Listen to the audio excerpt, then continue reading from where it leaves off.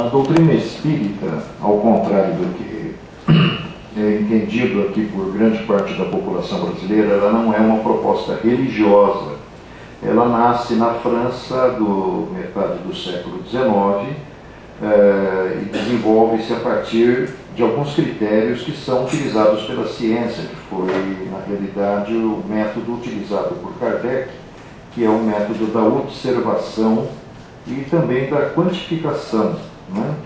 Ele, na realidade, observando os fenômenos, chegou à conclusão de que eles eram produzidos através de inteligências que pertencem a uma outra dimensão, hoje chamado de universo paralelo por algumas correntes da física quântica, e, na realidade, a partir dessas constatações, ele foi formulando perguntas e obtendo respostas acerca de questões cruciais da vida, quem somos, de onde viemos, para onde vamos.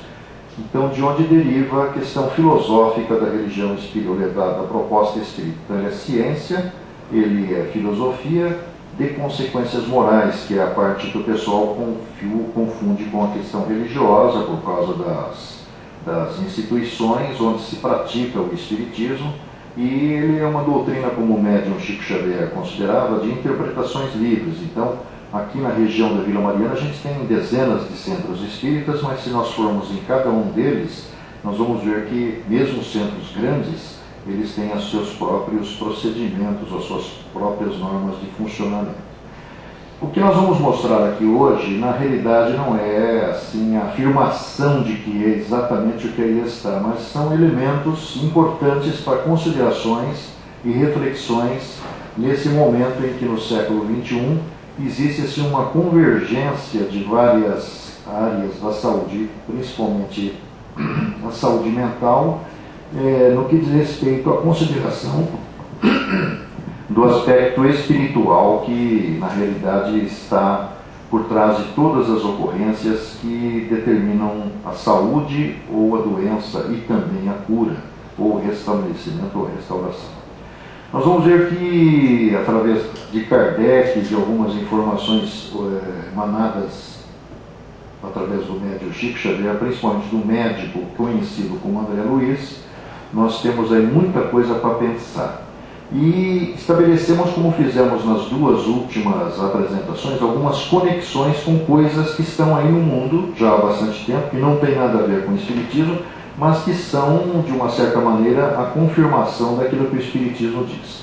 Nós começamos com 4 afirmações importantes, que são século XIX, considerando que a saúde ainda era alguma coisa que começava a ganhar um espaço muito maior pelas evoluções, principalmente a partir da França, né, onde coisas importantes estavam acontecendo, que é alguma coisa original e inusitada. Então, Kardec, no Evangelho segundo o Espiritismo, diz o seguinte: se dividirmos os males da vida em 2 categorias, uma a dos que o homem não pode evitar e outra das atribulações que ele mesmo provoca por sua falta de cuidado e excessos, veremos que essa última é muito mais numerosa que a primeira. Essa falta de cuidado, provavelmente, é a medicina preventiva, e os excessos, tudo aquilo que nós fazemos além daquilo que o nosso corpo, por exemplo, requer para sustentação, para manutenção. A gente come demais, bebe demais, se intoxica com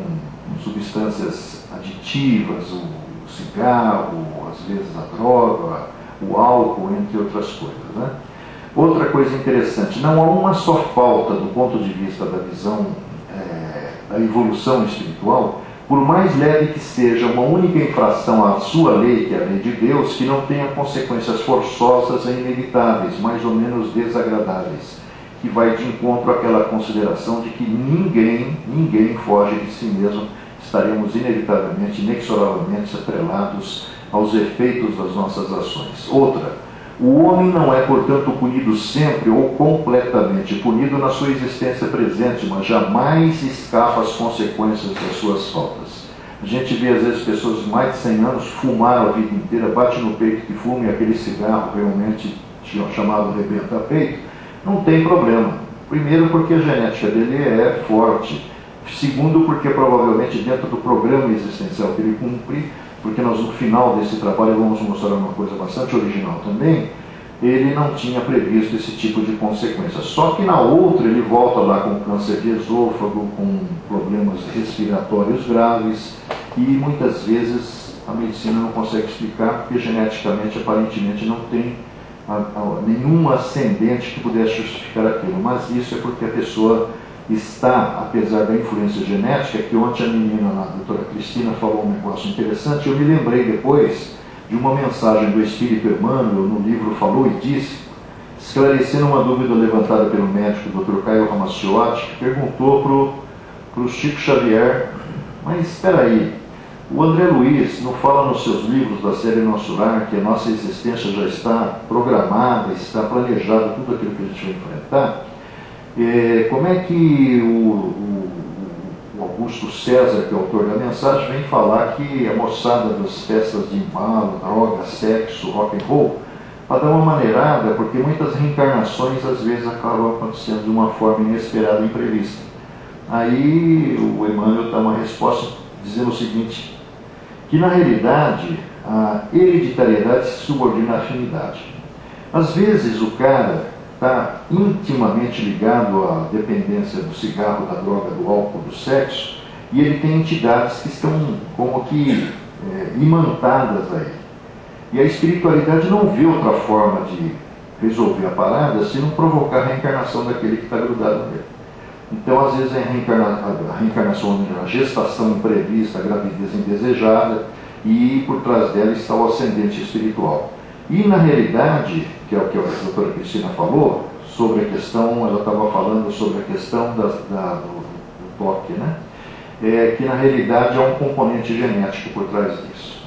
E o componente genético é por causa, depois ela falaria, não sei se acho que você não ficou vendo lá, aquela senhorinha ficou fazendo pergunta sobre o netinho dela que tinha tido algumas crises de convulsões epiléticas. E aí a doutora Cristina até falou que a questão da arritmia, ou disritmia, na verdade, não existe isso. Na realidade, isso era a forma das pessoas se esconderem do problema que o filho tinha, que o descendente tinha, em vergonha, por causa da vergonha da sociedade. Né? Do ponto de vista da classificação médica, não existe essa palavra. O menino tem realmente o quadro, principalmente a partir da segunda, terceira, quarta convulsão, ele tem um problema realmente que tem que ser tratado, porque senão vai lesionar o cérebro da criança. Mas existe o ascendente. Aí a mulher lembrou que o filho dela, lá na infância, com 12, 13 anos, tinha tido problemas semelhantes. Porque nós estamos invariavelmente, inexoravelmente, presos a pessoas com as quais temos comprometimentos, e no caso dos transtornos psiquiátricos, invariavelmente como decorrência de compromissos assumidos em comum. Né? Vamos em frente. Outra coisa interessante, quando nos elevamos, é isso que nós temos que considerar, eu sou um espírito, eu vivi muitas vidas, viverei outras tantas, que é uma visão um pouco diferente da visão que nós temos, que eu sou matéria e serei espírito daqui a pouco quando eu morrer. Então, eu já era espírito antes de ser aqui e continuarei a ser depois de passar por aqui. Então, quando a gente olha a vida com uma sucessão de experiências objetivando uma finalidade que é o nosso progresso, a gente, então, pelo pensamento, de maneira abrangente, uma série de existências, compreendemos que a cada um é dado o que merece, que é o que Jesus sintetiza numa das suas afirmações nos Evangelhos. Né? Ele está falando de uma coisa que não é muito considerada. Então, vamos começar com as perguntas e as respostas que o Espiritismo dá. Saúde.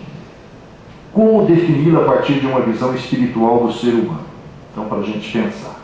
Em todos os planos do universo, somos espírito e manifestação, pensamento e forma. Existem N universos paralelos. É isso que a física quântica está falando, que aquele moço antes falou, mas na realidade a pergunta dele, ela se atém a uma realidade, acho que não suficientemente ampliada. Hoje existe muita coisa falada a respeito, muitas experiências feitas. A moça lá disse que foi mulher de físico e que ela vivia esse problema na vida pessoal, mas na realidade o mundo hoje é um caldeirão fervente de informações e de ebulição, de ideias novas, de conquistas novas, de descobertas novas. Então você fazer uma afirmação, a ciência diz que não é que ciência, qual ramo da ciência, em que lado, sob que ponto de vista? A ciência está se renovando a cada instante. E acho que o grande problema da ciência e dos cientistas é não haver um diálogo entre eles. É aquilo que falávamos há pouco. Eu sou o dono da ideia, a ideia do outro lado é menos importante. Isso você vê na sociedade de maneira geral, até em relação a instituições de caridade. Esse não fala daquele, ou se fala daquele, fala mal, que é, infelizmente, a nossa imperfeição movendo o orgulho e o egoísmo, né?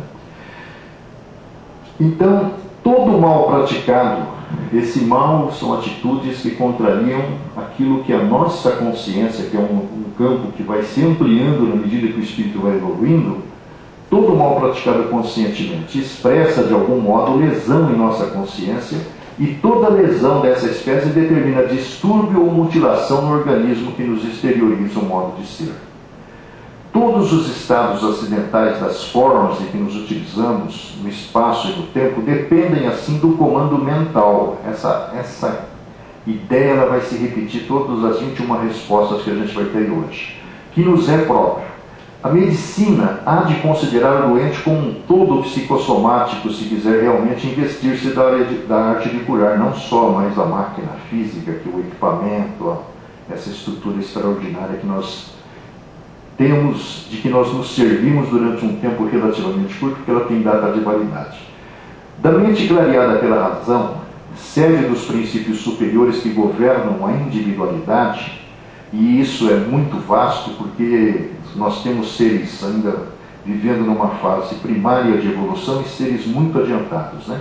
Então, os princípios superiores, evidentemente, estão a governar aqueles que estão mais avançadinhos na grande escola chamada Terra. Partem as forças que asseguram o equilíbrio orgânico por intermédio de raios ainda inabordáveis à perquisição humana, os quais vitalizam os centros perispiríticos, dos quais nós falamos quando falamos dos fluidos há 2 meses atrás, e falamos também um pouquinho quando falamos de personalidade, né? Quer dizer, nós temos uma estrutura tripla que está interligada por esses centros perispiríticos que envolvem o sistema endócrino e transferem informações de fora para dentro e de dentro para fora também, numa dinâmica muito rápida. Dizem os espíritos que a velocidade do pensamento é superior à velocidade da luz, que é 300 mil km por segundo, então isso acontece assim, uma dinâmica absurda para a nossa capacidade de compreender. Em cujos meandros se localizam as chamadas glândulas endócrinas, estão dentro dos centros perispiríticos, que a seu turno despedem recursos que nos garantem a estabilidade do campo celular.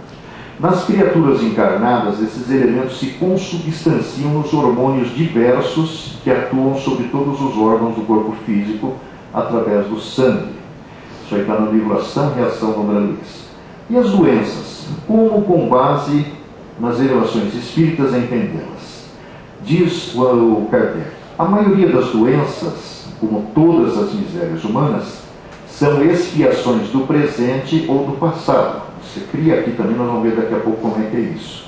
Ou então trazemos do passado remoto a doença assim, muitas vezes inexplicável dentro dos conceitos meramente circunstanciais e avaliação material.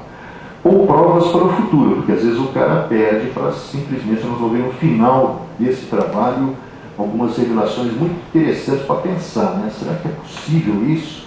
São dívidas contraídas cujas consequências devem ser sofridas até que tenham sido saldadas. Aquele, pois, que deve suportar sua provação até o fim, não pode ser curado. Não vai, até a menina falou antes. Problema psiquiátrico não tem cura, assim como a dependência química também não. Tem controle. São inerentes à grosseria da nossa natureza material, porque a gente vê a máquina física, é uma coisa extraordinária para o nosso nível de entendimento, mas, segundo ele está dizendo, são estruturas muito frágeis, né, e muito suscetíveis à ação do nosso pensamento, da nossa mente. E a inferioridade do mundo que habitamos, porque a Terra, dentro da classificação supostamente idealizada pelos Espíritos, que está no Livro dos Espíritos, no livro O Evangelho segundo o Espiritismo, ela tem, os mundos, os planetas têm uma estruturação também, né, uma classificação de mundos primitivos a mundos superiores, passando pelos mundos de expiação e provas, que é esse no qual nós estamos, depois vem os mundos de regeneração, depois vem os mundos perfeitos, os mundos superiores, onde estão abrigados os espíritos nas condições compatíveis com eles. As paixões, que tem muito a ver com esse troço do sistema límbico aí, não é? Porque é o instinto de 600 milhões de anos de experiências das formas mais rudimentares para as formas mais elaboradas, que é a avaliação do Paul Broca, e que evoluiu no século XX. E os excessos de toda a espécie, por sua vez, criam em nossos organismos condições nocivas, frequentemente transmissíveis pela hereditariedade, que é aquilo que nós falamos agora há pouquinho da dependência química, que é o que o Emmanuel falou para o Dr. Ramaciotti lá, né, no livro Falou e Disse.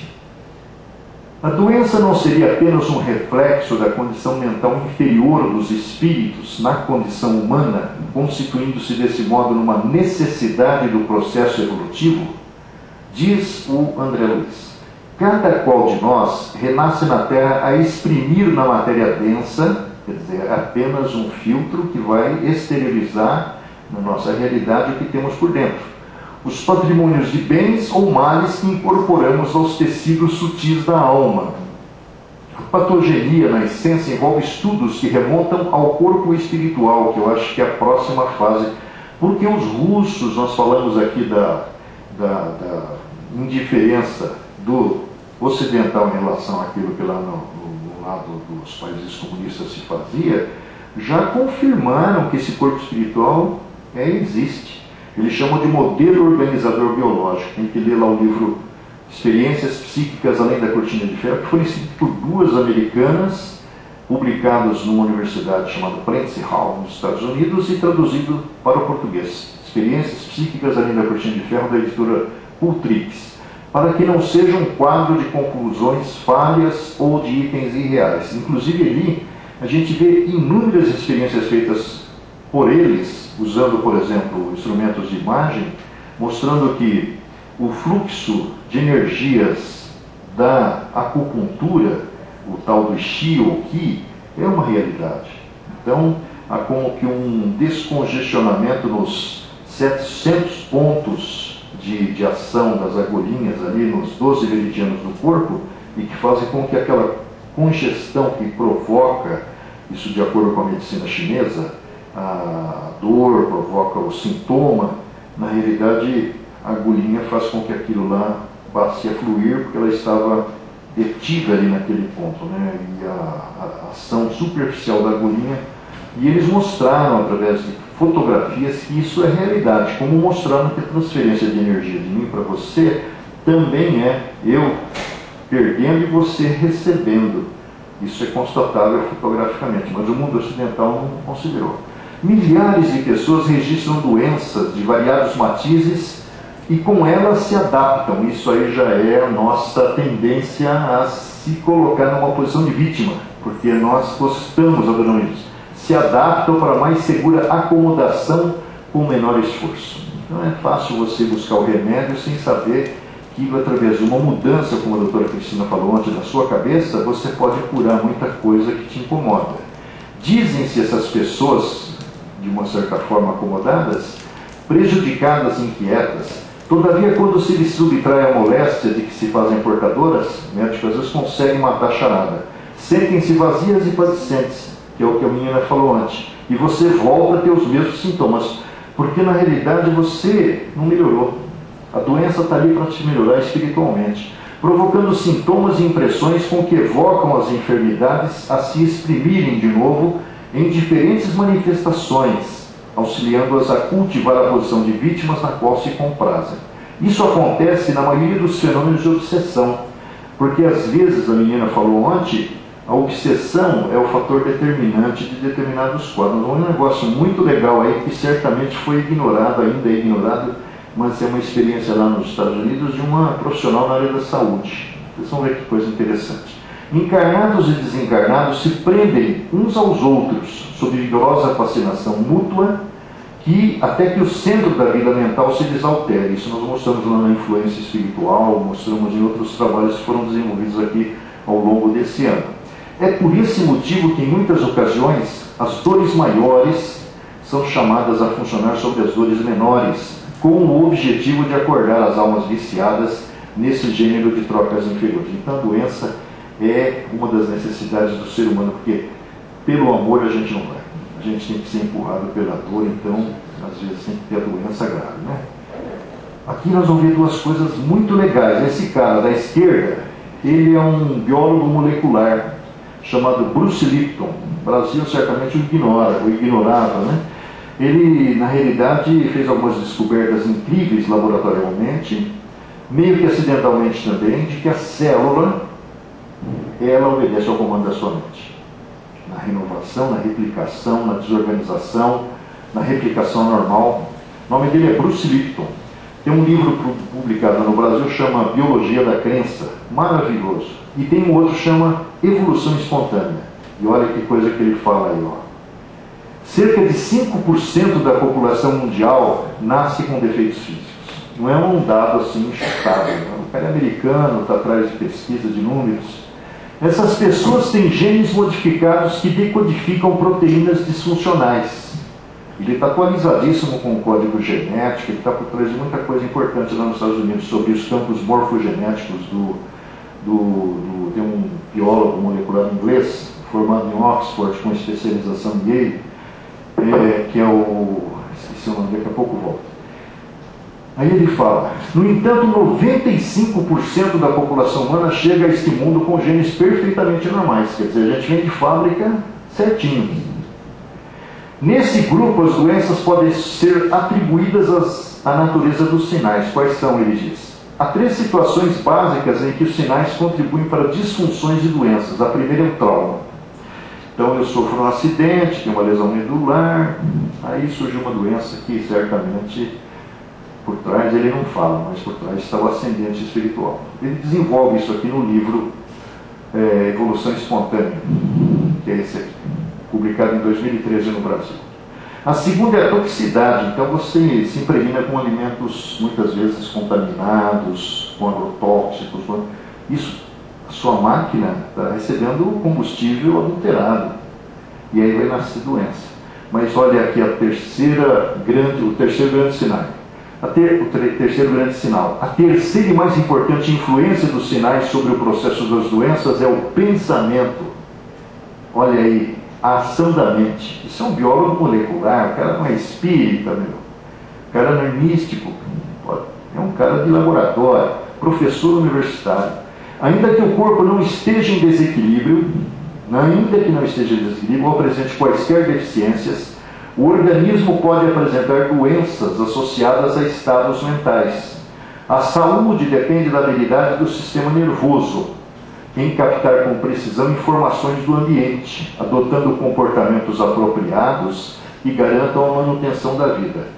Até há pouco nós estamos falando da opinião dos espíritos, que nós estamos falando técnico, encarnado, reconhecido lá no meio dele, né? Biólogo molecular, não é pouca coisa, professor universitário que fez uma descoberta incrível. Agora essa outra cidadã aí de baixo, chama Edith Fiore. Essa foto ela estava meio jovem, deve estar mais velhinha agora. Ela, na realidade, quando tinha 12, 13 anos, ouvindo um programa de rádio, ficou impressionada com o diálogo entre o apresentador e uma ouvinte, e ela colocou na cabeça que ela tinha que entrar para a área da saúde mental quando ela crescesse. E foi nessa direção, e se formou. E aí ela, na realidade, primeiro trabalha com crianças, com problemas de comportamento, depois ela se casa, muda de cidade, no meio do caminho faz um curso de hipnose, que nos Estados Unidos parece que é muito utilizado. E a exemplo do que aconteceu com o Brian Weiss, que a gente citou no mês passado sobre a personalidade, ela também acabou se deparando com a realidade da imersão, através de estados alterados de consciência induzidos por ações da hipnose superficial, com quadros que revelavam encarnações anteriores a determinar determinados tipos de problema de saúde mental e física que a pessoa tinha aqui. Mas o mais extraordinário veio na continuidade. Mais de 20 mil casos, quando ela escreve esse livro, porque na falta de termo melhor, ela usa um termo usual aí em outra escola religiosa. Para não dizer que ela não teve contato com o espiritismo, em 1988, eu acho que ela veio ao Brasil aqui naquele hotel que tem aqui na Marginal, nas Nações Unidas, ali por lado de Santo Amaro, onde tem um centro de convenções. Ela veio fazer uma palestra, depois foi levada por organizadores a conhecer a Federação Espírita de São Paulo. E ela viu o que ela fazia lá no consultório dela ser realizada com um volume imenso de pessoas. E, na verdade, ela já tinha toda a teorização que ela apresenta nesse livro que nós usamos para tirar esse dado. É um dos dados importantes, porque fala acerca de sintomas que as pessoas enfrentam nas suas vidas, e ela está dizendo que esses sintomas não são necessariamente de desajustes orgânicos delas, mas de desajustes orgânicos daqueles que morreram e que conservaram consigo e, por alguma razão, acabam se ligando a pessoas aqui encarnadas, ou porque estavam no hospital naquela hora, por alguma razão ela sentiu atração, afinidade por aquela, sentiu-se segura e foi junto embora e começa a transferir os seus sintomas. E ela chama isso de possessão. Não é uma coisa consciente, é uma coisa involuntária. O cara não está fazendo porque ele não gosta de você, porque ele sente medo da realidade para a qual ele não está preparado, e ele vai junto com você do hospital. Tem um caso interessante que ela apresenta no livro de um cara que vê um atropelamento de uma criança, e essa criança se apega a ele e vai embora com ele. E ele começa a ter quadros assim de sintomas, de medo, de desespero, e vai procurar o auxílio dela, e no fim acaba se diagnosticando que não era ele, era na verdade a vítima que passou para outra dimensão, despreparada, criança, e transfere a ele. Mas ela fala mais, ó.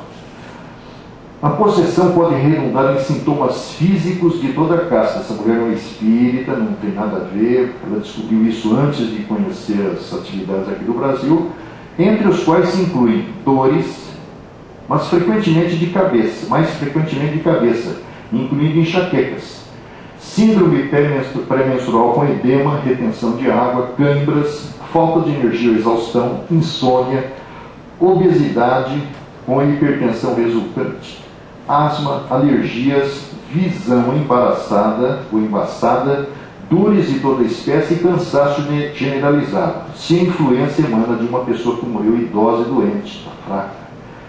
É a doutora Edith Fiore, doutora em psicologia clínica, no livro Possessão Espiritual, de 1987. Muito interessante isso, porque também não é alguém da área espírita, não está baseando nas informações do Kardec, do Chico Xavier, está baseando em experiência clínica na sua atuação de décadas, né? Ela fala em mais de 10 mil pacientes, não necessariamente com esse problema, mas tratados por ela nos anos de trabalho que ela desenvolveu até então.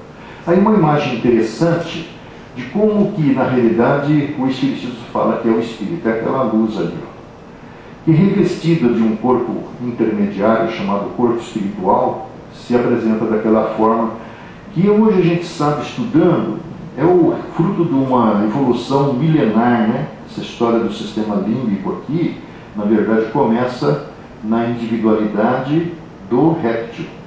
Depois passa para as aves, depois passa para o animal irracional, e depois vai ter um aparelho reprodutor, um sistema reprodutor semelhante ao humano, que é domesticável, que está próximo da humanização.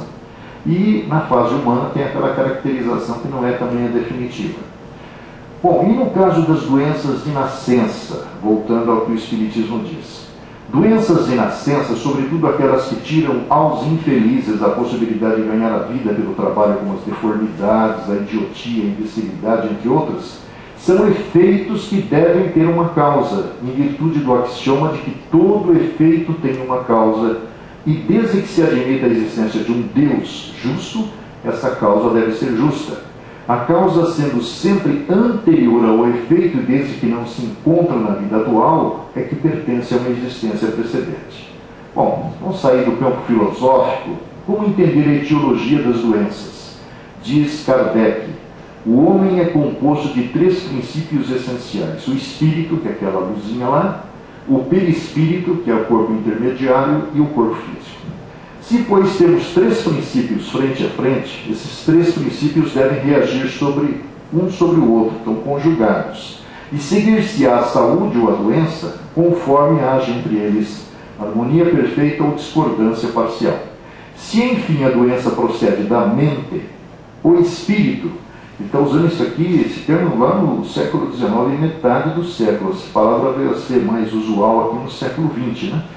O espírito, o perispírito e o corpo, mantidos sob sua dependência, serão entravados em suas funções, e nem será cuidando de um nem de outro que se fará desaparecer a causa. Quer dizer, é preciso considerar tudo para fazer uma avaliação segura e acertada.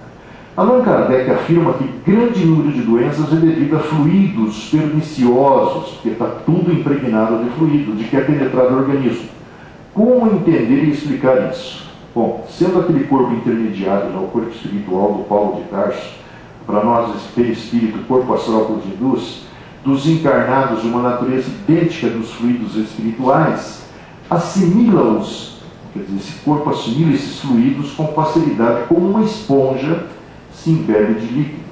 Esses fluidos têm sobre o perispírito uma ação tanto mais direta que por sua expansão e sua irradiação se confunde com eles. Esse fluido é o mesmo que o Reiki usa, que o Jorei usa, que o Espiritismo usa, que os acupunturistas fazem circular. Agindo sobre o perispírito, este, por sua vez, reage sobre o organismo material com o qual está em contato molecular. Então, o Reiki vai direto no seu corpo espiritual, passa no seu corpo espiritual e dali reflui para o corpo físico com o qual o corpo espiritual tem contato molecular. Se os eflúvios são de boa natureza, se são eflúvios bons, uma casa de oração, seja lá qual for, o corpo sente uma impressão boa. Se são maus, uma estação consolação do metrô às 6 horas da tarde, a impressão é penosa. Se os maus são permanentes e enérgicos, eles podem determinar desordens físicas. Certas doenças não têm outra causa. Os meios onde superabundam os maus espíritos, uma balada qualquer, um barzinho qualquer, um boate qualquer, um motel qualquer, são, pois, impregnados de maus fluidos, que são absorvidos por todos os poros perispirituais, como se absorvem pelos poros do corpo as emanações de matérias pútridas causadoras de várias doenças endêmicas. Quer dizer, você vai num lixão ali, você não está preparado para aquilo, você vai ser contaminado. E num ambiente onde os fluidos são pesados, negativos, você também acaba sendo atingido, se você não tem uma atitude mental positiva. Se, por exemplo, considerarmos um meio onde predominam pensamentos que reflitam sentimentos desequilibrados e, consequentemente, a presença dos maus espíritos, ele estará impregnado de maus fluidos que o encarnado absorve pelo corpo espiritual ou perispírito, como pode absorver pelos poros do corpo substâncias nocivas ou curativas. Assim se explicam os efeitos percebidos nos lugares de reunião de pessoas, lugares que às vezes se sente mal, porque o ambiente está saturado de energias desequilibradas, né? Uma aglomeração, qualquer que seja, é um foco de irradiações de pensamentos diversos.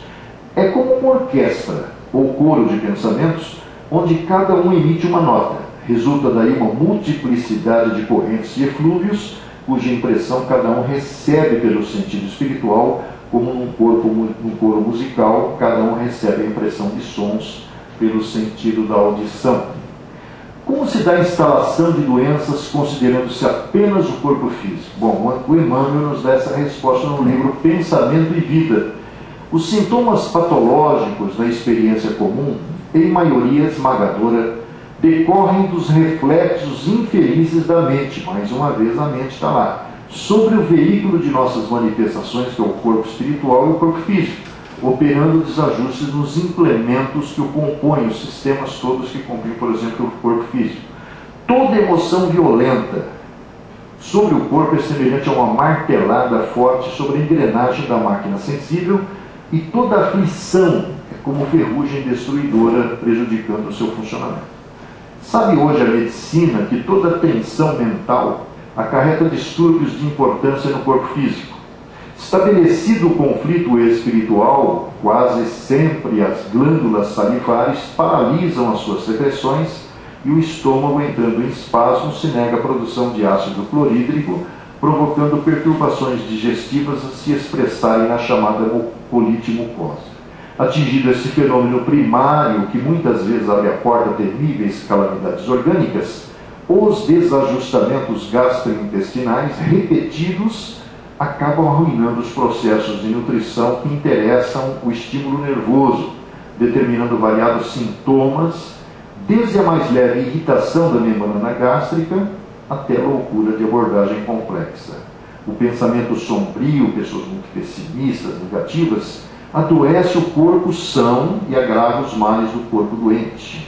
Se não é aconselhável envenenar o aparelho fisiológico pela ingestão de substâncias que o aprisionem ao vício, é imperioso evitar os desregramentos da alma que lhe impõem desequilíbrios aviltantes, quais sejam aqueles aulidos nas decepções e nos dissabores que adotamos por flagelo constante do caminho.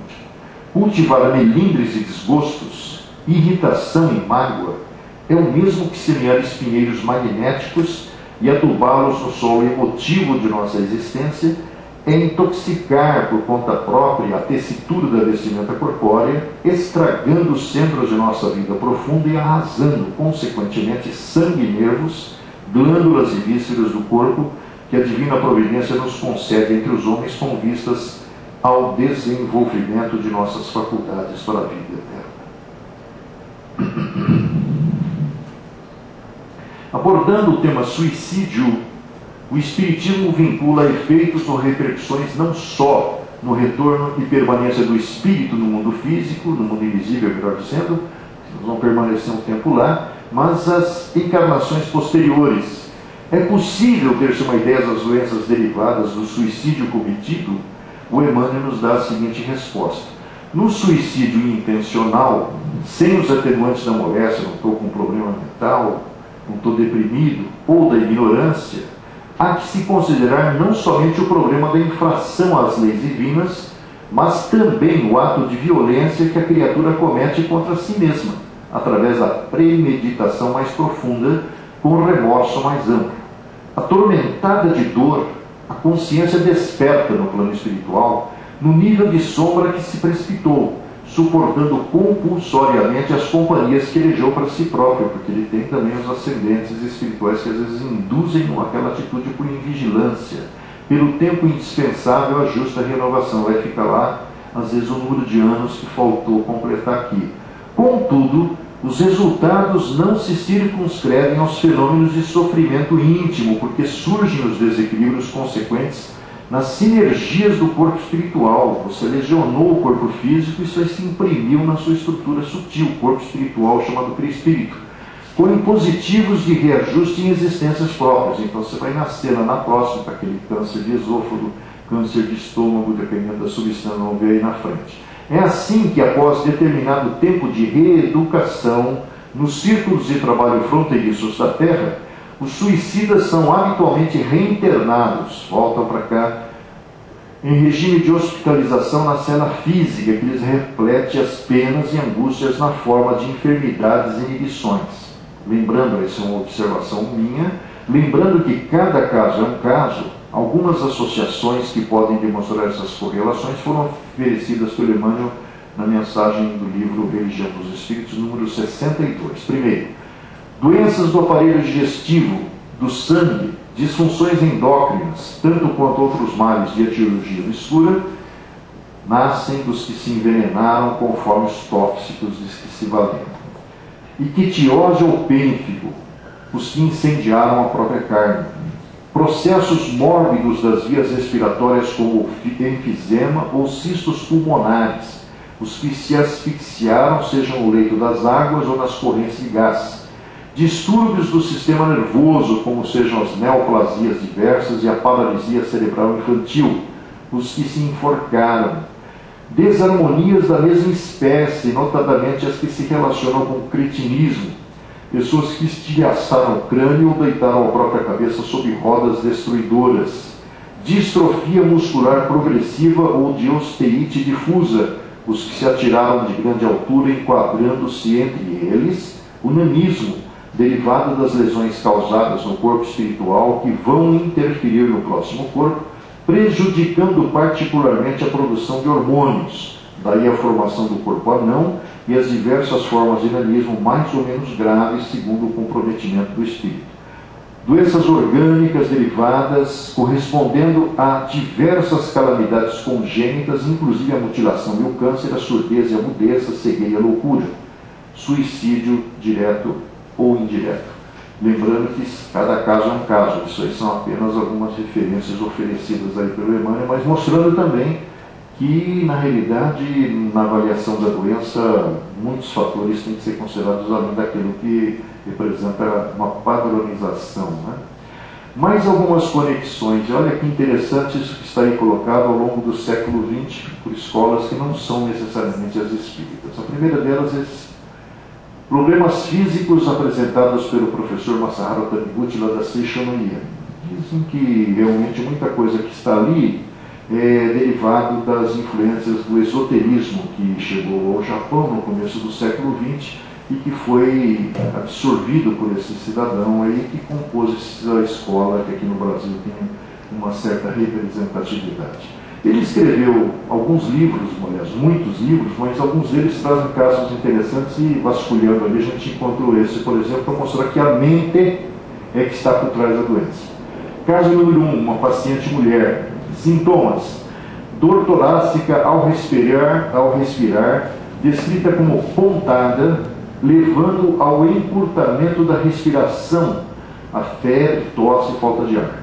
Diagnóstico médico: pleurisia, que é acúmulo de água na pleura. Avaliação psicanalítica, considerando os conhecimentos do professor Taniguchi, manutenção de atitude mental de tristeza. Interessante, parece que tem uma correlação entre uma coisa e outra, né? Segundo o paciente, um homem, desconforto e dores agudas provocadas por inflamação da coluna vertebral e articulações. O diagnóstico: espondilite, exigindo hospitalização, tratamento convencional durante 2 meses com efeitos colaterais dos medicamentos tentados, recaída, tratamentos alternativos. Avaliação psicanalítica: comportamento intransigente, irritado e aborrecido com falhas observadas em pessoas ao redor. Quer dizer, isso aí determinou a doença física dele. Caso número 3, segunda avaliação na do homem. Paciente, uma mulher também. Aparecimento de nódulo num dos seios. Diagnóstico: câncer de mama, recomendando-se a cirurgia. Avaliação psicanalística: temperamento autoritário, sem reconhecimento e gratidão a filhos e marido. Caso 4, paciente homem, militar graduado. Sintomas: sensação de aperto no peito durante 7 anos. Diagnóstico: pleurasia. Avaliação psicanalística: atitude mental de austeridade, taciturno, vendo somente o lado ensombrecido das pessoas e coisas ao seu redor. Intransigente com a esposa, porque na casa dele ele era um militar também, né? Intransigente com a esposa, mesmo por falhas insignificantes, desencadeando nela espondilite, e no filho enurese noturna, que é a incapacidade de segurar a micção durante o sono, simbolizando a vazão de lágrimas de ressentimento represadas. E o professor Taniguchi inventou lá alguns procedimentos para justamente livrar as pessoas desses problemas e, surpreendentemente, pelo que ele fala no livro, nos livros, acaba encontrando realmente a solução. Uma delas é a tal da oração do perdão. Então, buscou a reconciliação, que aqui o grande psicólogo chamado Jesus, o médico dos médicos, dizia lá: reconcilia-te com teu adversário enquanto estás a caminho com ele. Perdoa não 7 vezes, mas 7 vezes 7 vezes, como o Dr. Augusto Cury fala, que é psiquiatra, realmente aquele cara lá sabia tudo de psicologia, né? Outros casos interessantes são colocados por essa senhora Louise Hay, é uma história cavernosa dela, e ela acaba desenvolvendo uma metodologia muito interessante, que está exposta em um único livro, que chama Você Pode Curar a Sua Vida. E tem na internet vários documentários dela no YouTube, onde vocês podem, inclusive, entender um pouquinho de como é que se desenvolveu esse conhecimento dela. Mas vejamos alguns casos interessantes aqui do livro dela. Abscesso, fermentação de pensamentos sobre mágoas, humilhações e vingança. Isso desencadeia o problema físico, quer dizer, atitude mental. Artrite, sentindo-se sem amor, crítica, ressentimento. Quando é nos dedos, desejo de punir, acusações, sentir-se vítima. Artrite reumatoide, profunda crítica de autoridade, sentindo-se muito oprimido. Então, se o médico fosse buscar o comportamento, às vezes, existencial do indivíduo para tentar entender a doença, talvez ele chegasse a esses diagnósticos que a senhora Louise Hay consegue. Asma, amor sufocante, incapacidade de respirar por si, sentindo-se contido, choro reprimido. Se em bebês, medo da vida, não quero estar aqui. Mostrando que a criança, mesmo naquele corpito pequenininho, tem percepções, tem sentimentos, e certamente ele é a continuação de uma experiência que foi interrompida numa vida anterior para retomar-se aqui nessa. Bexiga, ansiedade, prender-se a velhas ideias, medo de soltar, bursite, raiva deprimida, vontade de agredir alguém, câncer, mágoa profunda. Isso aqui com a coisa da Sechonoria ali tem muita relação também. Ressentimento antigo, grande segredo ou pesar corroendo o eu, carregando ódios. O que adianta? Né? É a pergunta que o doente às vezes faz, até que a doença acaba se somatizando. Colesterol, obstruindo os canais da alegria, medo de aceitar a alegria. O derrame é a desistência, prefere morrer a mudar. Resistência, rejeita a vida, no fim acaba enfrentando um final de vida muitas vezes muito triste. Diabetes, sonhando com o que poderia ter sido ou tido. Grande necessidade de controlar, tristeza profunda, não resta doçura. Eu tenho um filho diabético juvenil e esses sintomas aqui a gente observou no processo de desenvolvimento dele até o tempo que ele viveu com a gente. Ele era uma pessoa muito na dele, mas no fundo você percebia que tinha essa necessidade, e isso aqui também era uma outra coisa relacionada com isso aqui, provavelmente, que determinou o estudo. Nós sabemos que na existência anterior ele na realidade se entregou ao vício do álcool, o que o limita nessa existência para o consumo do mesmo, embora tenha uma atração quase que irresistível, embora ele não tenha tido nenhuma referência minha ou da mãe em casa, nunca entrou álcool por questão de convicções e também de não atração. Mas ele, em relação aos dois outros irmãos, tem essa predisposição, embora tenha que controlar-se. Né? A debatida questão do aborto provocado repercute de que forma nas experiências reencarnatórias dos que o praticam. Diz o André Luiz: arquivamos em nós as raízes do mal que acalentamos para extirpá-las à custa do esforço próprio, em companhia daqueles que se nos afinem a faixa de culpa com os quais, perante a justiça eterna, os nossos débitos jazem associados. No caso do estéril, do ponto de vista assim, de reprodução, de replicação de paternidade ou paternidade, ou da infértil, geralmente eles estão comprometidos com erros do passado. Em face de semelhantes fundamentos, certa romagem na carne, entremeada de créditos e dívidas, pode terminar com aparências de irregularidade. Quer dizer, eu ouvia alguns artistas consagrados aqui brasileiros batendo no peito que tinha feito 9 abortos. Muito bom, parabéns. Só que na próxima provavelmente voltará desesperadamente querendo ser mãe e terá as limitações que nós vamos ver na sequência aí.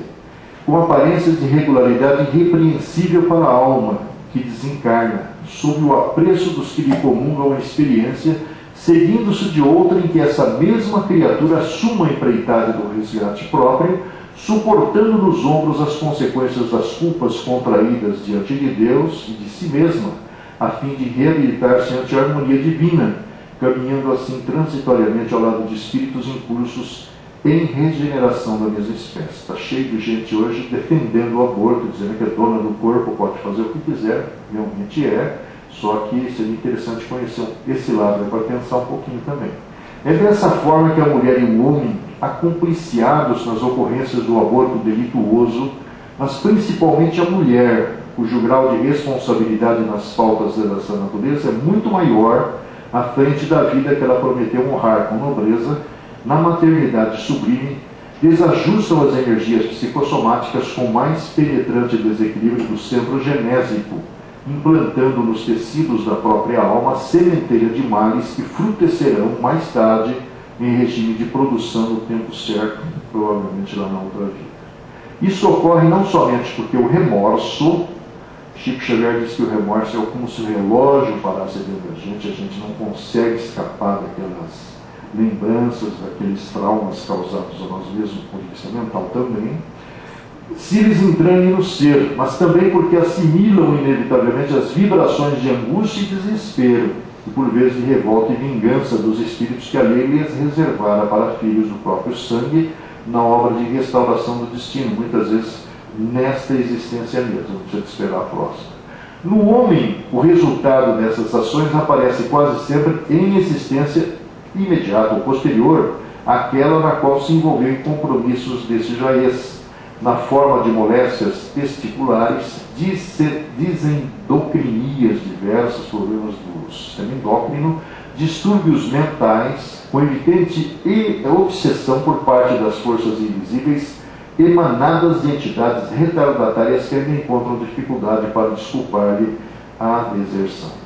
Nas mulheres, as derivações surgem extremamente mais graves.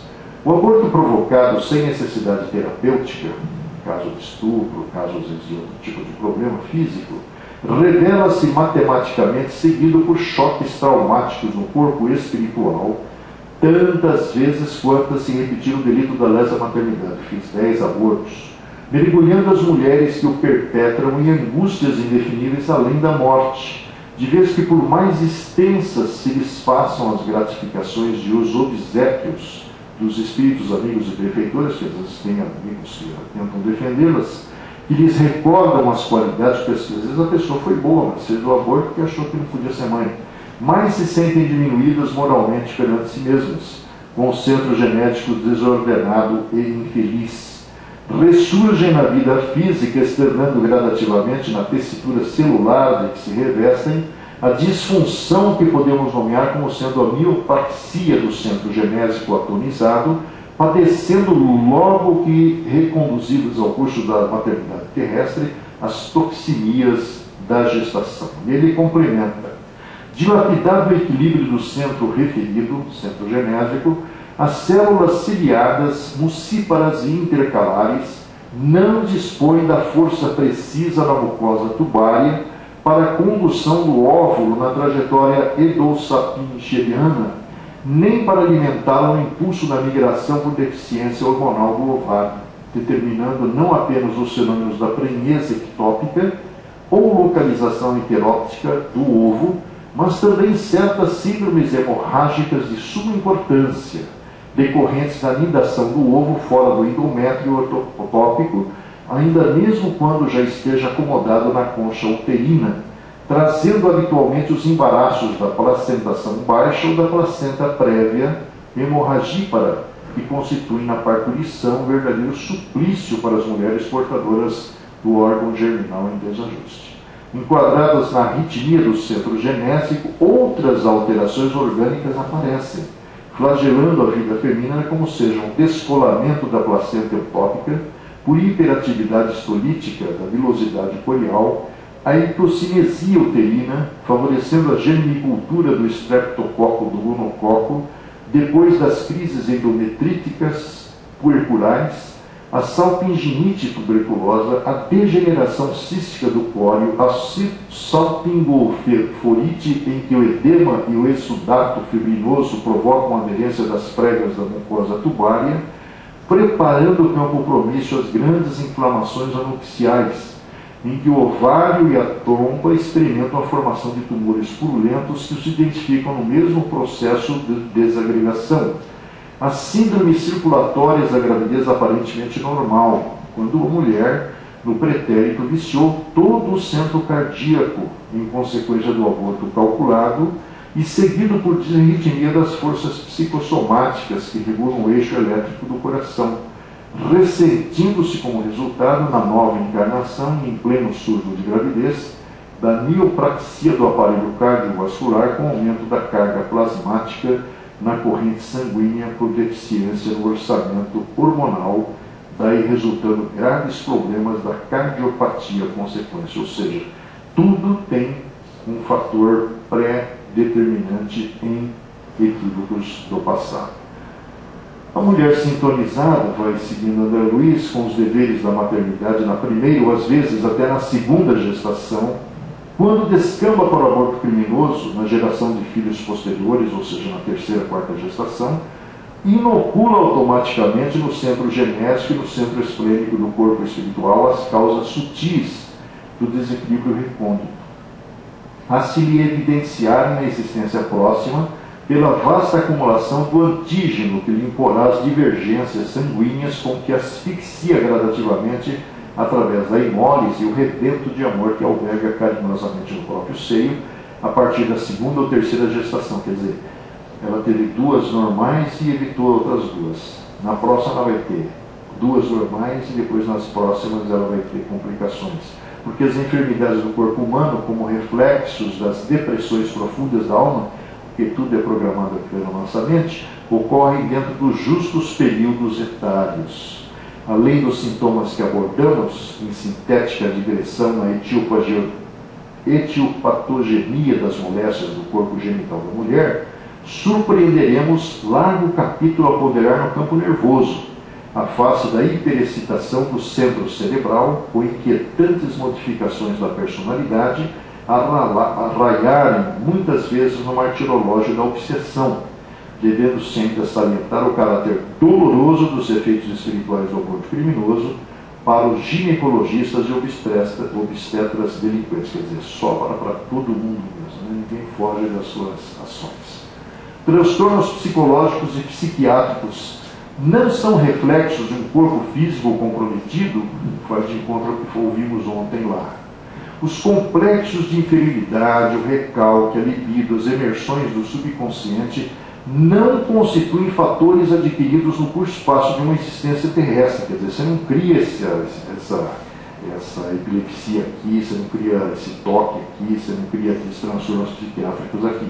E sim características de personalidade regressa das experiências passadas, que foi o que o Brian Weiss mostrou para a gente quando nós falamos da personalidade humana no mês passado.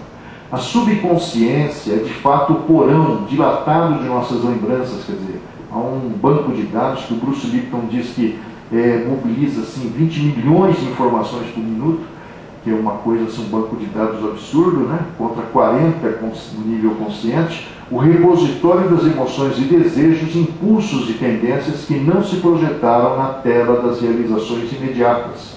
No entanto, estende-se muito além da zona limitada do tempo em que se move um aparelho físico, quer dizer, nasceu realmente no passado, como ficou evidenciado nos casos das conexões do trabalho anterior. Representa a estratificação de todas as lutas com as aquisições mentais e emotivas que lhes foram consequentes, depois da utilização de vários corpos.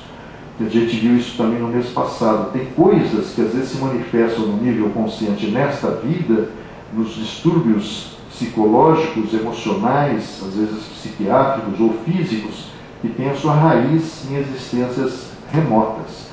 Faltam, pois, as teorias de Freud e seus continuadores a noção dos princípios reencarnacionistas, que é por isso que o Jung divergiu dele, e o conhecimento da verdadeira localização dos distúrbios nervosos, cujo início muito raramente se verifica no campo biológico vulgar, mas quase que invariavelmente no corpo perispiritual pré-existente, portador de sérias perturbações congênitas. Quer dizer, o corpo perispiritual é que traz gravado isso, em virtude das deficiências de natureza moral, cultivados com desvairado apego pelo reencarnante nas existências transcorridas. As psicoses do sexo, as tendências inatas à delinquência, tão bem estudadas por Lombroso, César Lombroso, italiano, os desejos extravagantes, a excentricidade, muitas vezes lamentável e perigosa, representam modalidades do patrimônio espiritual dos enfermos, patrimônio que ressurge de muito longe em virtude da ignorância ou do relaxamento voluntário da personalidade em círculos desarmônicos. Está no livro Obreiros da Vida Eterna, do André Luiz.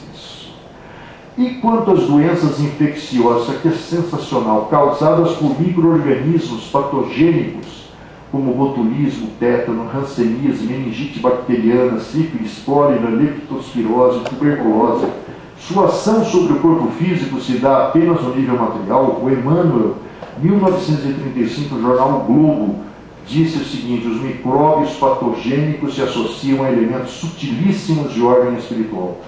Por isso que AIDS e algumas doenças ainda não conseguem ser suficientemente controladas ou resolvidas, porque há ascendentes espirituais a determiná-las na nossa realidade, porque não estão desconectadas uma realidade da outra, né?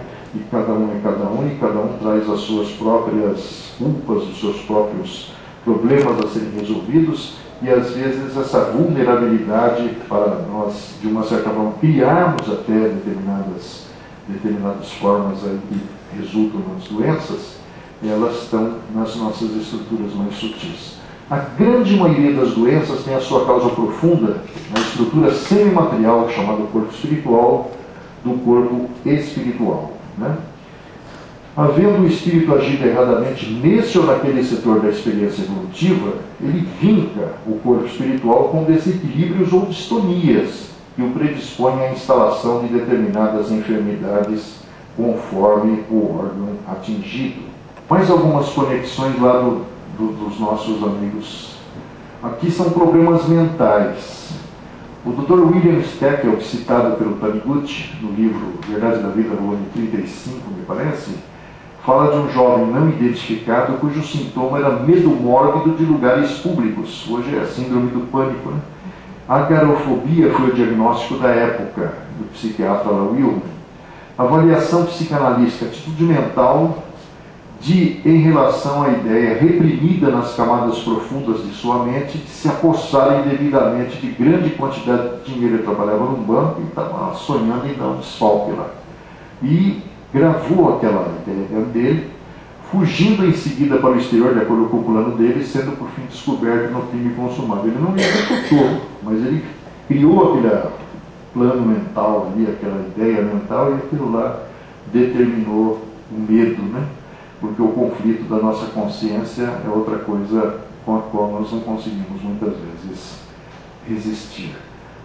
Mais um do mesmo psiquiatra, homem não identificado, confortável situação financeira, sintoma, dispepsia, sentimento de incapacidade para o trabalho, doentio, medo de lugares públicos também, síndrome do pânico, diagnosticado na época como agarofobia, avaliação psicanalística do homem lá do Dr. William, atitude mental de complexo de superioridade, de se achar todo-poderoso, provando que sua doença estava acima da competência dos mais famosos profissionais da saúde mental, quer dizer, a mente dele se desorganiza. Mas se nós formos olhar um possível passado, vimos lá no comecinho, quer dizer, dentro de nós está escrito, como o senhor falou agora aí, invariavelmente o quadro que nós vamos enfrentar física, mentalmente, aqui na realidade, porque, na verdade, como nós vimos na personalidade humana no mês passado, nós somos sempre o mesmo, só muda assim, o revestimento, o título. Eu sou o Luiz agora, eu fui o José 200 anos atrás, mas a minha essência continua a mesma. Eu perco a referência do local onde nasci, do corpo que tive, mas a minha realidade, como nós vimos nos quadros tratados pelo psiquiatra Brian Weiss, eles na verdade continuam os mesmos para serem resolvidos nas existências subsequentes. Não, como diz o pai do senhor, a gente já nasce mesmo pronto. Paciente, mulher, sintoma, transtorno mental com debilitação do corpo físico, causando vários desmaios, diarreia, menstruação a cada 2 meses.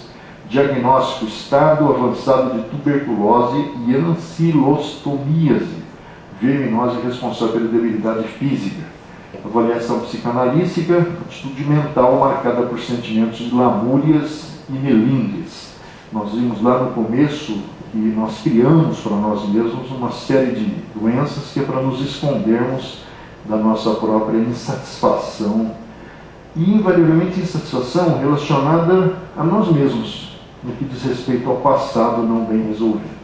A Louise Hay traz mais alguns casos agora relacionados a problemas mentais.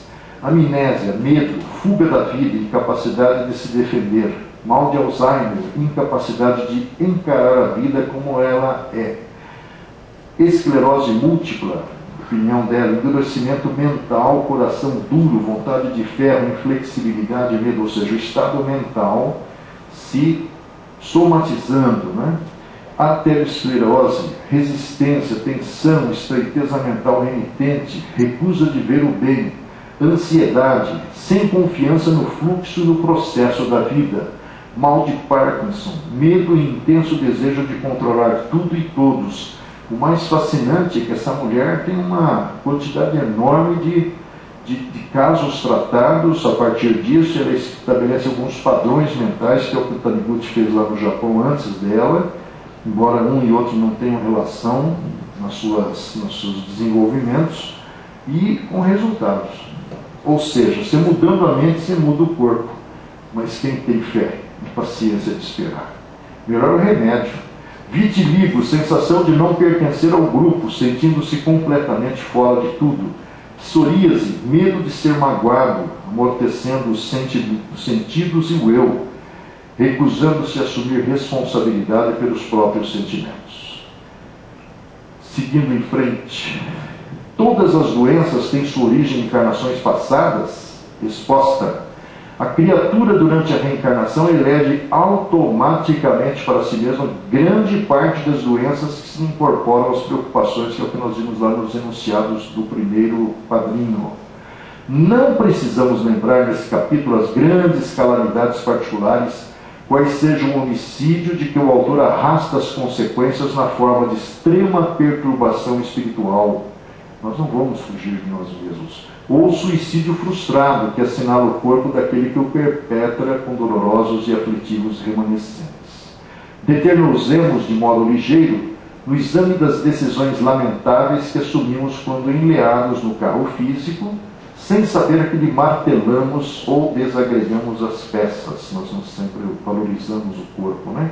Sempre que já tenhamos deixado as constrições do primitivismo, todos sabemos que a prática do bem é simples dever e que a prática do bem é o antídoto único, eficiente contra o império do mal em nós próprios. Entretanto, rendemos-nos habitualmente às sugestões do mal, criando em nós não apenas condições favoráveis à instalação de determinadas moléstias no cosmo orgânico, mas também ligações fluídicas aptas a funcionarem como pontos de apoio para as influências perniciosas interessadas em vampirizar-nos a vida, que é o que nós vimos na influência espiritual, na obsessão, que são coisas que as pessoas não consideram, mas são muito reais e presentes na nossa vida.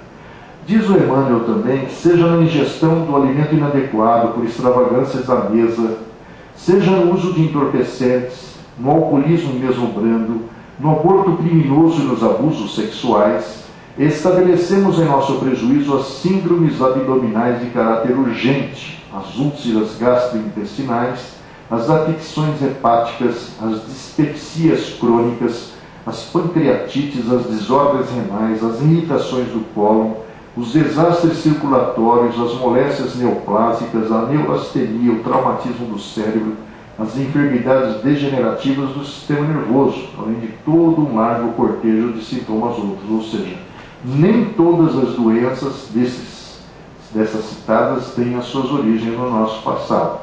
Enquanto que na crítica inveterada, na inconformação, na inveja, no ciúme, no despeito, na desesperação, na avareza, engendramos variados tipos de crueldade silenciosa com que, viciando o próprio pensamento, atraímos o pensamento viciado das inteligências menos felizes, encarnadas ou desencarnadas, que nos rodeiam, que é a influência espiritual, que não é classificada como obsessão e que pode virar, como ontem a moça acabou falando, a doutora Cristina falou lá.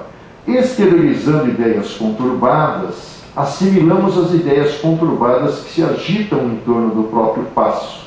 Elementos esses que se nos ajustam ao desequilíbrio emotivo, agravando-nos as potencialidades alérgicas ou pesando nas estruturas nervosas que conduzem à dor.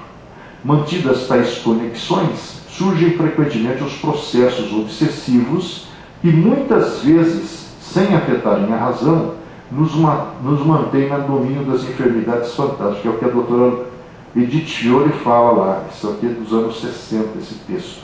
E, na verdade, Edith Fiore já é dos anos 80. E nos esterilizam as forças e, pouco a pouco, nos corroem a existência, porque uma coisa acaba, às vezes, induzindo a outra pela nossa vulnerabilidade mental e emocional. Os hipocondríacos chegam ao mundo espiritual livres desse sintoma. Remediar a saúde e viciar a mente são duas atitudes essencialmente antagônicas entre si. Existem pessoas que cultivam moléstias com verdadeira volúpia, que é uma forma também de se esconder, né? Apaixonam-se por diagnósticos exatos, querem atrair a atenção, acompanham no corpo com indefinível ardor a manifestação dos indícios mórbidos, sabem mais que muito médico, né? Estudam a teoria da doença de que são portadoras, como jamais analisam um dever, quer dizer, a obrigação diária de casa, do trabalho, não é tão importante quanto a doença. No quadro das obrigações diárias, e quando não dispõem das informações nos livros, estimam a longa atenção dos médicos, alugam, coitado lá, os minuciosos cuidados da enfermagem e as compridas dissertações sobre enfermidades de que se constituem voluntárias prisioneiras. Tem um consultor chamado César Roldão, eu assisti uma palestra de uma vez, o cara é uma figura.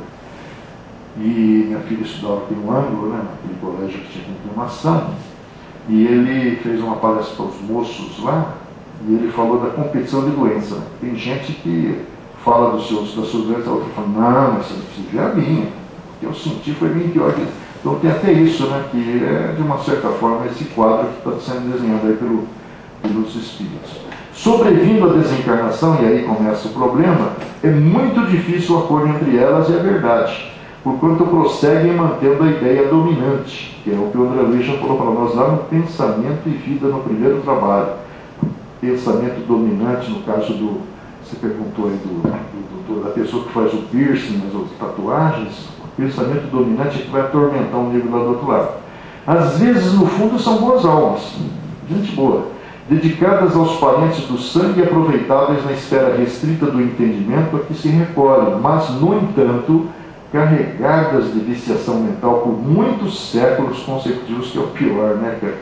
A pessoa não se livra de si mesmo, a não ser que tome uma decisão. A vontade é determinante e predominante, como a doutora Cristina falou antes. As drogas aditivas podem ser responsáveis por transtornos psiquiátricos ou obsessivos?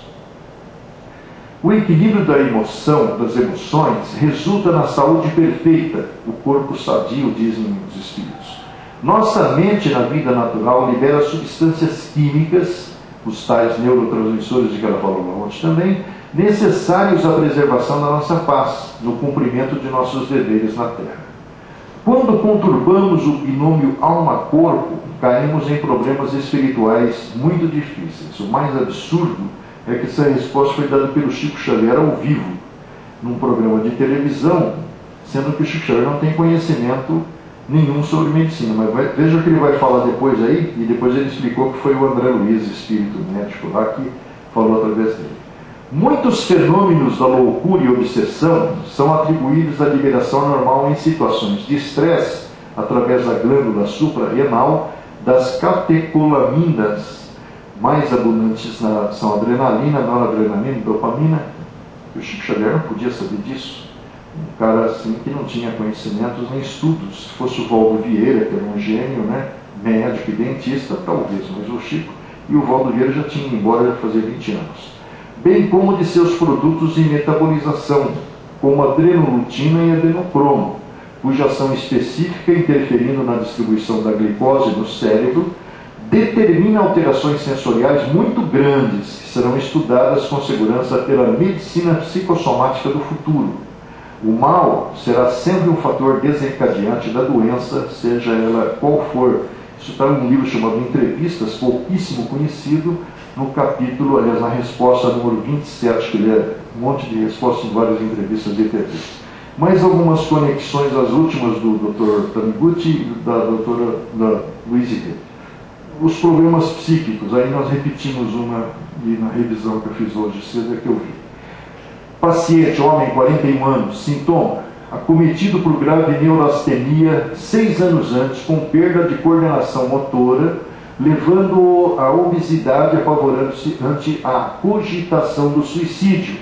O diagnóstico e a avaliação psicanalítica, comportamento taciturno e antissocial, motivado pela ambição, ganância, ira e ignorância, distanciamento do pai com quem não se comunicava há mais de 14 anos, concluindo por fim que quando tentamos nos impor aos outros, surgem dificuldades e quando abandonamos o ego, conseguimos elevação, diz o Taniguchi.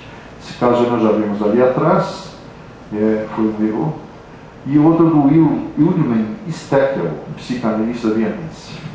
O caso é um paciente veterinário. O sintoma, Doença nervosa iniciada 3 anos antes, agravando-se gradativamente, causando dores terríveis na região glútea, impossibilitando-o de sentar. O diagnóstico, inconclusivo para vários médicos, um deles sugerindo a extração de alguns nervos da região glútea, na tentativa de eliminar a dor, mas sem garantias de resultados. Tratamentos experimentados, injeção de morfina, de muita dor mesmo, né, e outros remédios, hidroterapia, eletroterapia, entre outros.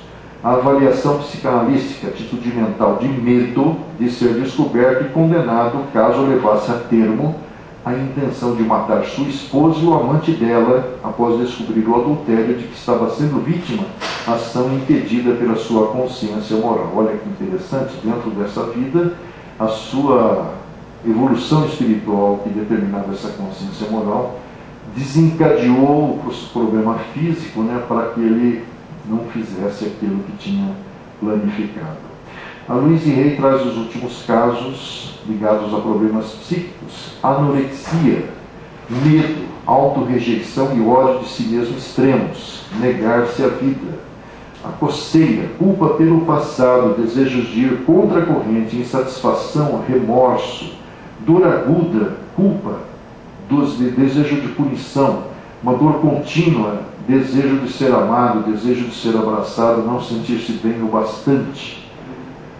Apatia, resistências ao sentimento, entorpecimento do eu, medo, enurese noturna, medo de um dos genitores, geralmente do pai.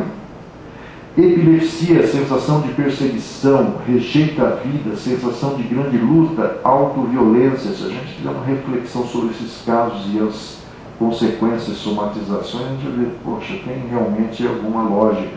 Esterilidade, medo de resistência ao processo da vida ou crença em não precisar passar pela experiência da maternidade ou da paternidade. A gagueira, insegurança, falta de autoexpressão, sem permissão para chorar. Considerando a tipificação feita, o que seriam e como se formam as doenças psíquicas? As doenças psíquicas são muito mais deploráveis. A patogênese da alma está dividida em quadros dolorosos. A cólera, que a gente não dá muita importância, que a mulher até falou com aquele moço da física ontem, né? Dor, você não consegue medir, mas você sabe que você sente. Quer dizer, a física nega tanta coisa, mas o vetor também você não consegue ver, mas a física consegue. Quer dizer, ela conseguiu elaborar uma resposta muito inteligente lá, psiquiatra que é. A intemperança, os desvarios do sexo, as viciações de vários matizes, formam criações inferiores que afetam profundamente a vida íntima.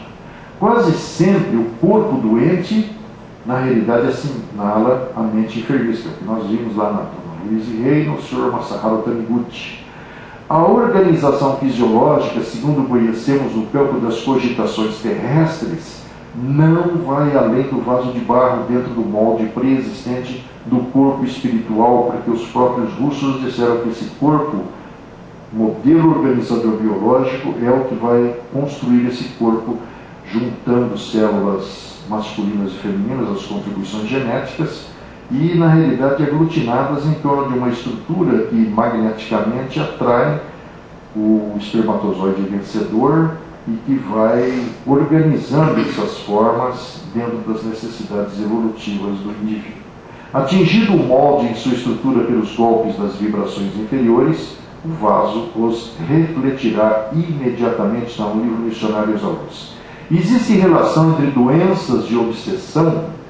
O desequilíbrio da mente pode determinar a perturbação geral das células orgânicas, que é o que nós vimos até agora, né? É por esse motivo que as obsessões quase sempre se acompanham de característicos muito dolorosos, pelas obsessões mais agudas. As intoxicações da alma determinam as moléstias do corpo. Sendo as doenças geralmente reflexo da condição evolutiva inferior do espírito, é válido buscar-se a cura? Bom, se Deus não quisesse que pudéssemos curar ou aliviar os sofrimentos corporais, em certos casos, não teria colocado meios curativos à nossa disposição, disse o Kardec. Diz mais, ao lado da medicação comum, elaborada pela ciência, O magnetismo nos deu a conhecer o poder da ação fluídica, que são essas terapias hoje ditas integrativas.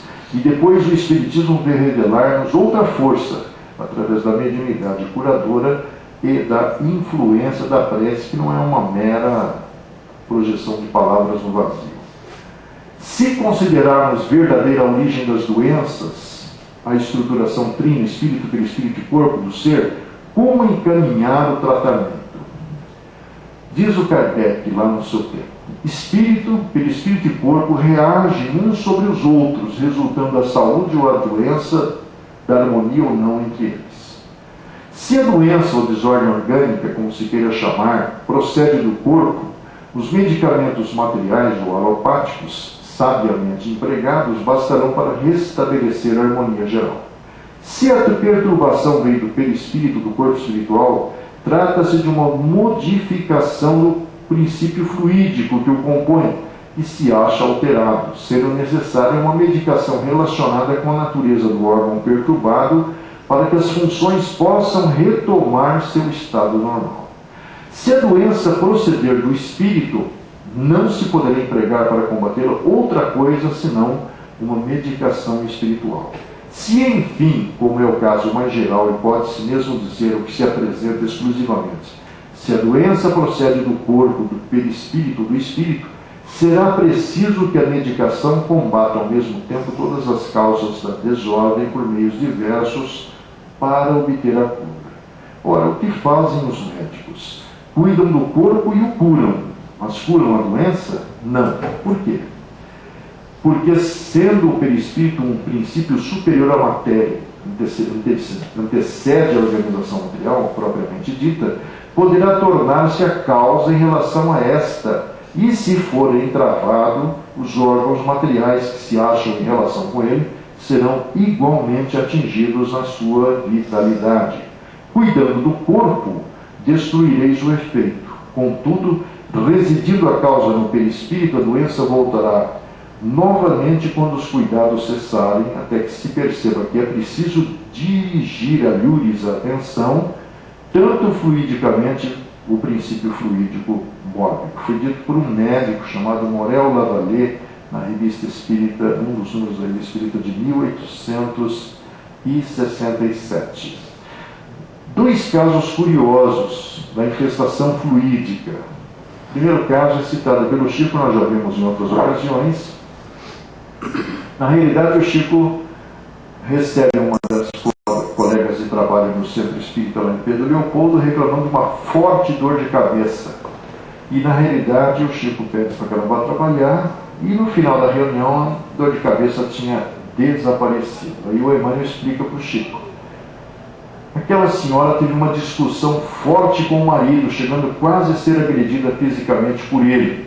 O marido desejou lhe dar uma bofetada, não o fazendo por um recato natural. Contudo, agrediu-a vibracionalmente, provocando uma concentração de fluidos deletérios que lhe invadiram o aparelho auditivo, causando a dor de cabeça.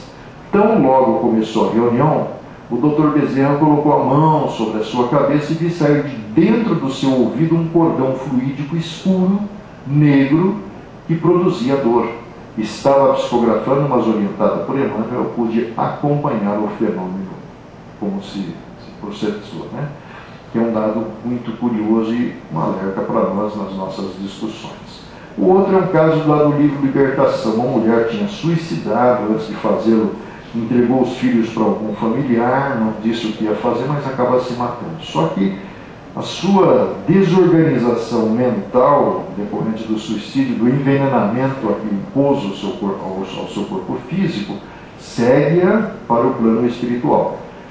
No plano espiritual, desorientada, ela continua ligada lá ao ambiente onde estavam os filhos, porque mãe, invariavelmente, em qualquer situação, não se desliga dos seus eventos. Mas acontece que quando ela se aproximava dos filhos encarnados, eles sentiam mal-estar e sensações realmente desconfortáveis.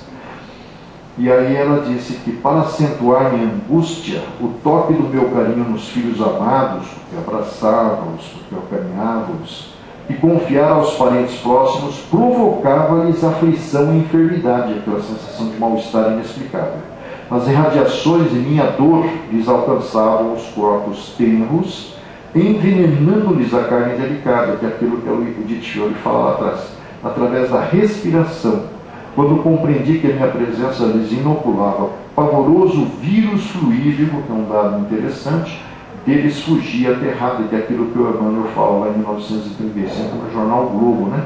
No plano espiritual existem muitas estruturas que acabam trazendo para a nossa realidade determinadas enfermidades, principalmente aquelas contagiosas, por conta dos nossos desajustes mentais, que fazem com que essas formas transfiram-se da realidade aparentemente abstrata e imponderável para a realidade material.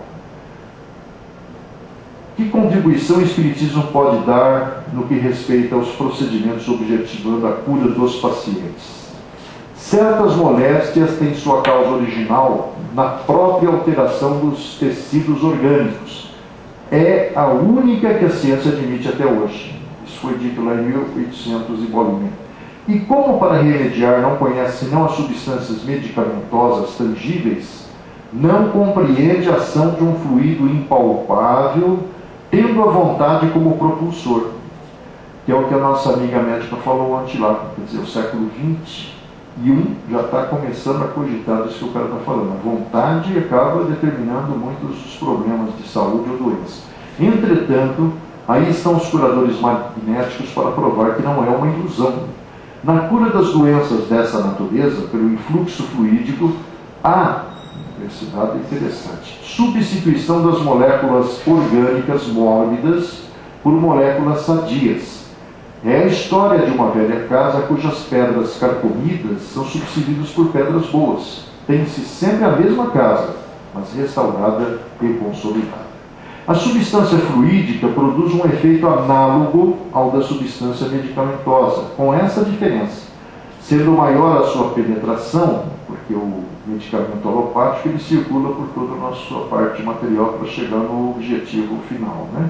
Causando às vezes desarranjos em várias áreas. Mas o fluido não. Em razão da tenuidade dos seus princípios constituintes, age mais diretamente sobre as moléculas primeiras do organismo do que o podem fazer as moléculas mais grosseiras das substâncias materiais. Em segundo lugar, sua eficácia é mais geral, sem ser universal, porque suas qualidades são modificáveis pelo pensamento, enquanto as da matéria são fixas e invariáveis, padronizadas, pasteurizadas, e não podem aplicar-se senão em determinados casos. Tal é, em tese geral, o princípio sobre o qual repousam os tratamentos magnéticos. Acrescentemos sumariamente e de memória que a ação dos fluidos, remédios homeopáticos que na época tinham surgido também na França, vindos da Alemanha, em doses infinitesimais, é baseada no mesmo princípio, sendo que o Hahnemann não sabia, ou pelo menos não cita no Organon, a história do corpo sutil. A substância medicamentosa, levada pela divisão ao estado atômico, até certo ponto adquire as propriedades dos fluidos, porque eles vão dinamizando, vão agitando, até que quimicamente aquilo lá se transforma em energia. Menos, todavia, o princípio anímico que existe nos fluidos animalizados e lhe dá qualidades especiais. Em resumo, trata-se de reparar uma desordem orgânica pela introdução nesse funcionamento de materiais sãos, substituindo materiais doentes. Esses materiais sãos podem ser fornecidos pelos medicamentos comuns, in natura, por esses mesmos medicamentos em estado de divisão homeopática, enfim, pelo fluido magnético que não é senão matéria espiritualizada. Então são 3 modos de reparação, diz Kardec, ou melhor, de introdução e assimilação dos elementos reparadores. Todos os 3 estão igualmente na natureza e têm sua utilidade conforme os casos especiais, o que explica por que um tem êxito onde o outro fracassa, porquanto seria parcialidade negar os serviços prestados pela medicina comum.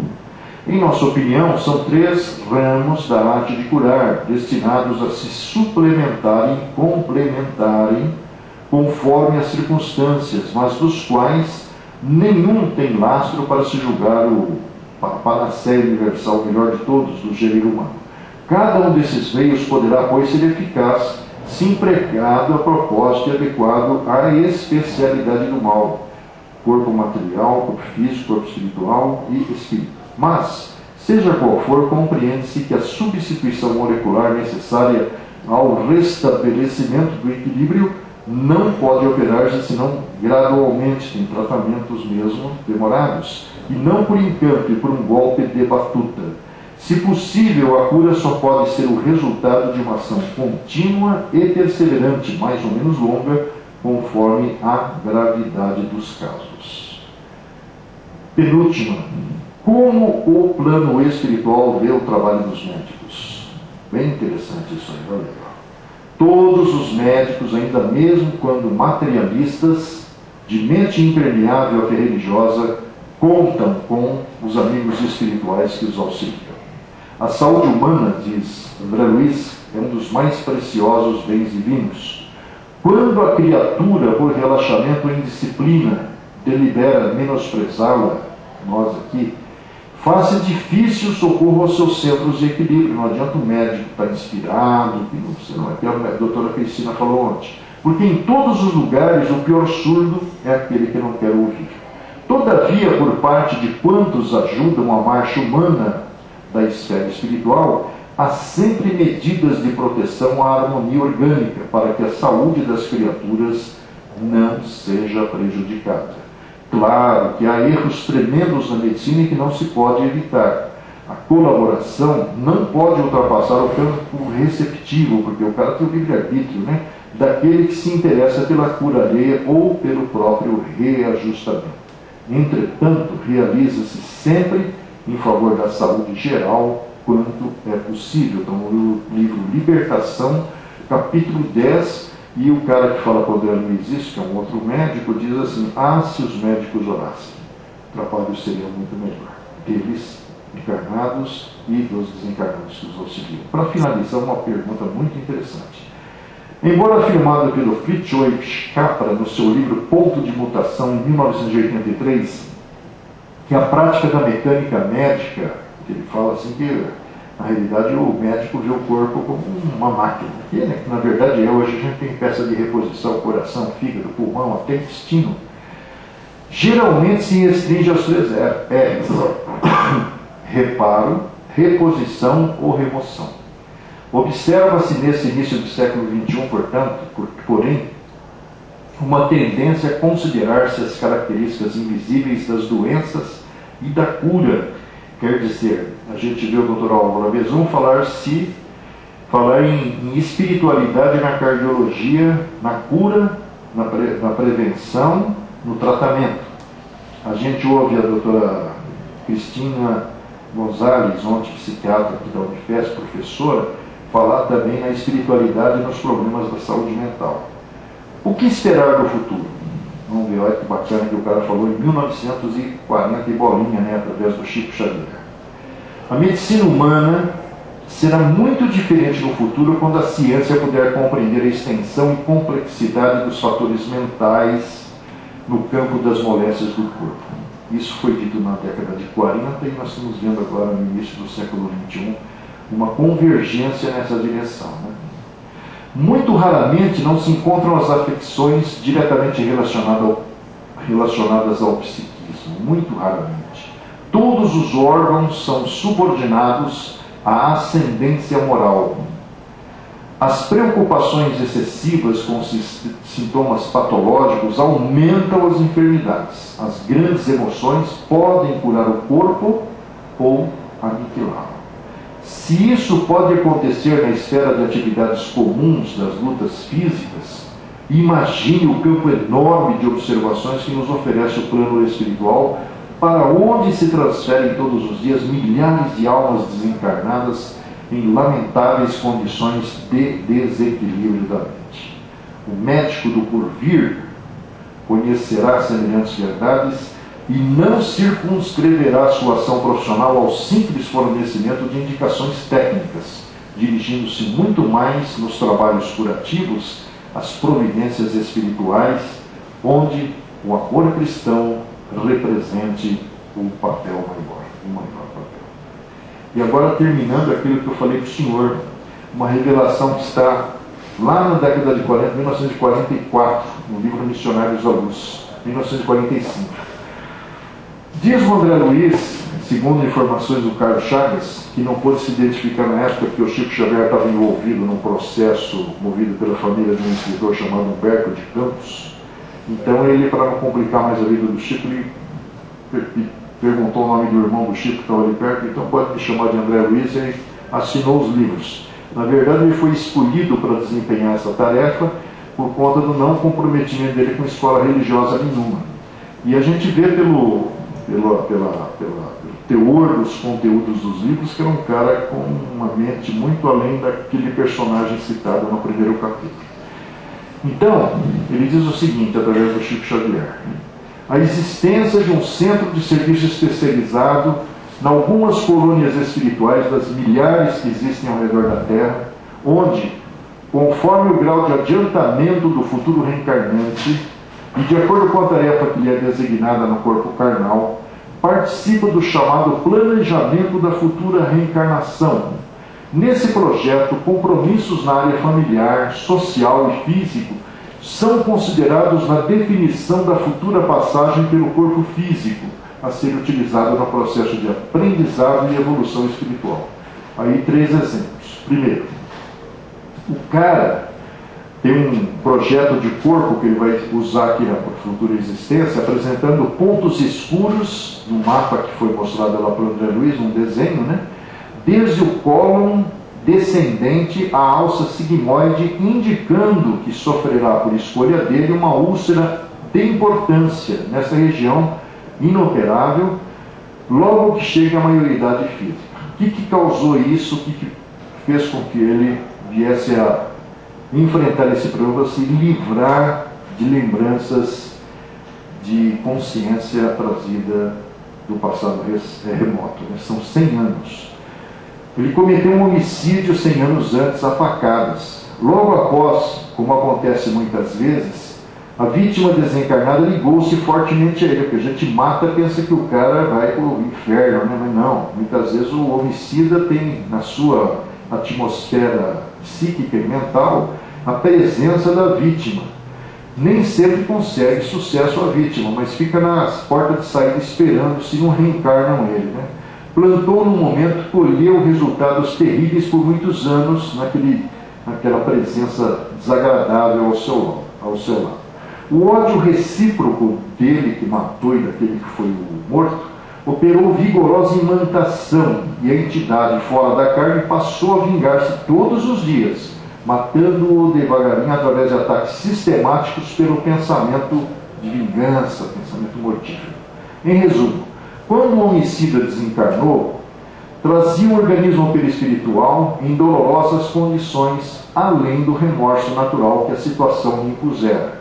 Arrependeu-se do crime, sofreu muito nas regiões purgatoriais, os planos e subplanos que estão aí ao nosso redor. E depois de largos padecimentos purificadores, aproximou-se da vítima, beneficiando-a em louváveis serviços de resgate e penitência. Virou um espírito protetor do cara. Cresceu moralmente e obteve preciosas intercessões. Entretanto, a dívida permanece dentro da cabeça dele, né? O amor, contudo, transformou o caráter do trabalho de pagamento. Ao voltar à crosta, agora nessa nova existência, não precisará desencarnar em espetáculo sangrento, ninguém vai enfiar uma faca nele. Mas onde estiver durante os tempos de cura completa, na carne que ele outrora menosprezou, carregará a própria ferida na forma daquela úlcera, conquistando dia a dia a necessária renovação. Experimentará desgostos em virtude do sofrimento físico pertinaz, lutará incessantemente desde a eclosão da úlcera até o dia do resgate final no aparelho fisiológico. Entretanto, se souber manter-se fiel aos compromissos, novos, terá atingido mais tarde a plena libertação. Segundo caso, uma mulher que na experiência da maternidade vai receber 4 filhos, sendo 2 do sexo masculino paralíticos, outro débil mental e uma outra, uma moça do sexo feminino, portanto, portadora de prementes necessidades de retificação, vai ser da pá virada. O que determinou isso? Compromissos assumidos no exercício da maternidade em existência passada por ela mesma, na qual os mesmos 4 filhos de agora, apesar da preparação intelectual, foram bem encaminhados, por vícios derivados do afeto exacerbado dela, criou os caras num sentido positivo e outro no negativo, né? Deixou eles plenamente à vontade, eles se sentindo o máximo, né? Caíram em desregramentos de natureza física e moral a pretexto de atenderem às obrigações sociais, o que vai remetê-los novamente aqui nessas restrições físicas, mentais e no comportamento desvairado. E o outro caso também citado é um projeto corporal de uma moça também, prevendo uma tireoide e paratireoides não perfeitamente delineadas, determinando o modelo físico em desacordo com padrões de beleza. A causa é a reincidência em mais de uma existência. Ela cometeu erros no campo da vaidade e da beleza das formas físicas, então vai nascer assim com um aspecto meio de feiura, né? Isso é uma coisa maluca para pensar, né? Será que realmente existe isso por trás daquilo que nós vemos aqui?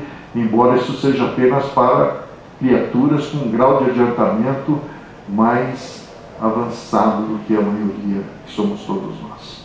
Aí a bibliografia de onde saiu tudo isso, né? Daqui a alguns dias isso, graças a vocês, estará disponível.